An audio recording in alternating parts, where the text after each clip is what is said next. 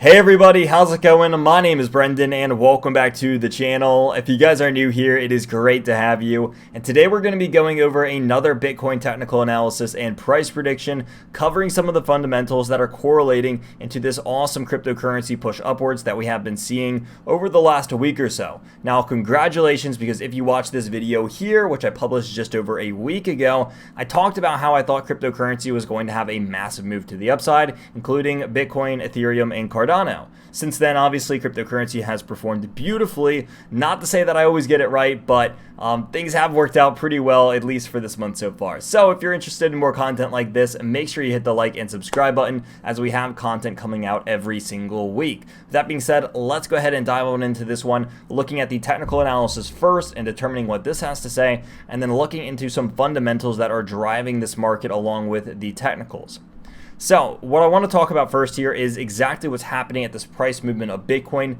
Is Bitcoin out of fuel, or really can Bitcoin continue to rise in price from here to maybe something like $50,000, $60,000 and potentially even hit Bitcoin's all-time high before maybe seeing any kind of retracement? So first things first, obviously we broke out of this.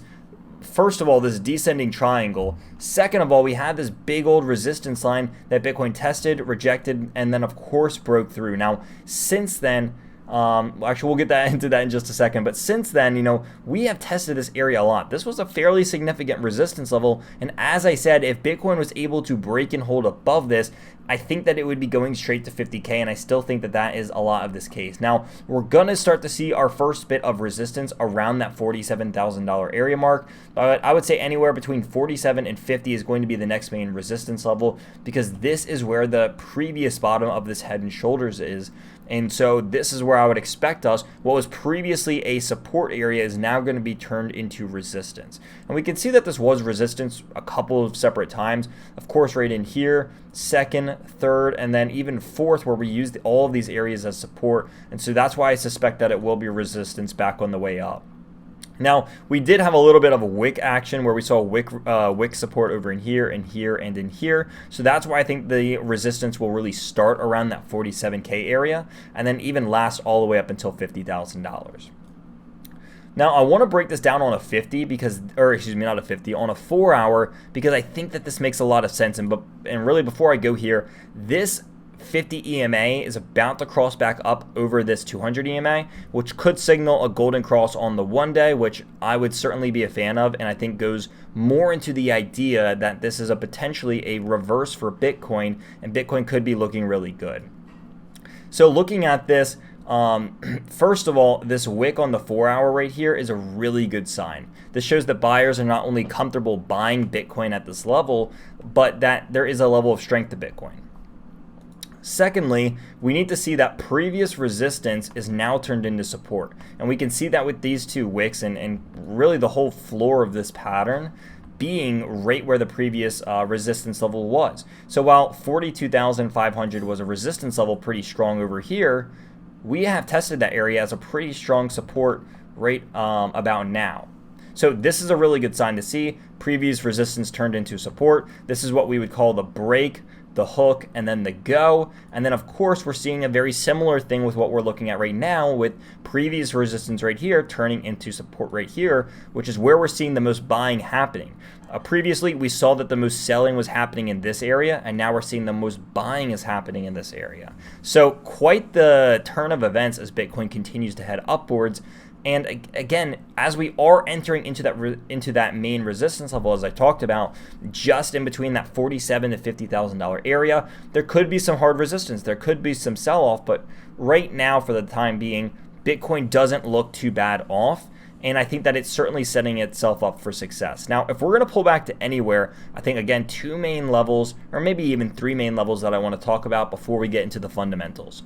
The first one being, of course, the support area, which is going to be right around this 50 EMA on the 4 hour. And I would even argue that we could look at it on the 1 day to get a more precise reading of this. So I would say the EMA is on the 4 hour and the 1 day, but also this previous area where we've seen a lot of resistance in the past, and I'm drawing a little bit all over the place, but as we've seen this area of resistance in the past, I would imagine that it'd be some sort of support moving into the future. So I want to switch us over now to some of the fundamentals, because if the market is moving like this, there has to be some sort of a sign in the background that the fundamentals are driving this. And that's exactly what we're seeing, because JP Morgan and Chase Company is projected to launch its own Bitcoin fund for wealthy clients. But I guess what exactly does this mean? What kind of effect does this have on the market sentiment? Now, let me explain, just briefly. If one of the largest household names that deals with money and trusts and funds decides that they are going to start launching its own Bitcoin fund for their wealthy clients, who are arguably of the most wealthy and the most prestigious groups, that is a sign that this is here to stay, which I believe there's a quote on the next thing that we're going to look at that says exactly that. While this is not confirmed yet, there have been multiple leaks saying that this is coming. So while it is not 100% confirmed, I would consider that it is likely to happen, very likely to happen. Sources said that this fund would be the quote-unquote safest and cheapest Bitcoin investment vehicle available on the private markets when or if this does come to happen. Now, secondly, I want to talk about this one, talking about how senators are moving to exempt Bitcoin and crypto miners from the proposed U.S. tax rules. Now, this is also pretty big.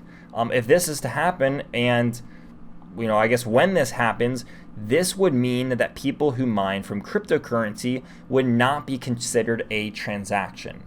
Now, when you make a transaction, maybe you sell Bitcoin to someone else, you are getting taxed on that. But what this would propose is that when you mine Bitcoin, you cannot create a transaction with yourself. They go on to state that the laws and rules that were written on this was too broad, and that they need to narrow it down so that people who are mining would not be considered under the same tax as someone who is making a transaction with another human being or entity, such as a business.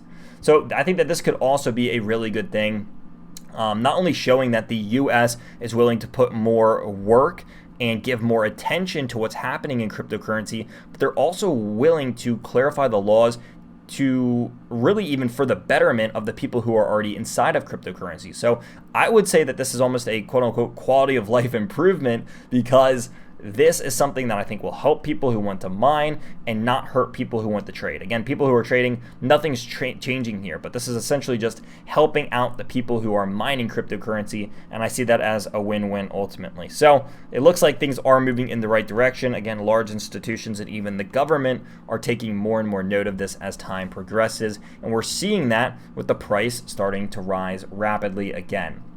Now, all of this does not mean that it can simply never fall and that it can never fail. Something I always say is that Bitcoin and cryptocurrency and all assets as a whole, they have their ups and downs, they do have their pullbacks, but this is something that is really good to see, especially for something that fell over 50% from its all-time high. So that is all I have for this video. Again, nothing I said here is legal, financial, or tax advice in any way, but if you did enjoy the content, make sure you guys stick around, hit that like button, hit that subscribe button, and of course, drop me a comment in the comment section down below, as I love to hear what all of you have to say and interact with you. If you want to join the Discord, I'll have a link to that in the description down below as well, as we do like to chat in there, and it's a good way to get a hold of me, maybe if you ever have any questions. So I'm going to go ahead and wrap up the video there, guys. Once again, thank you so much, and I will see you in the next video.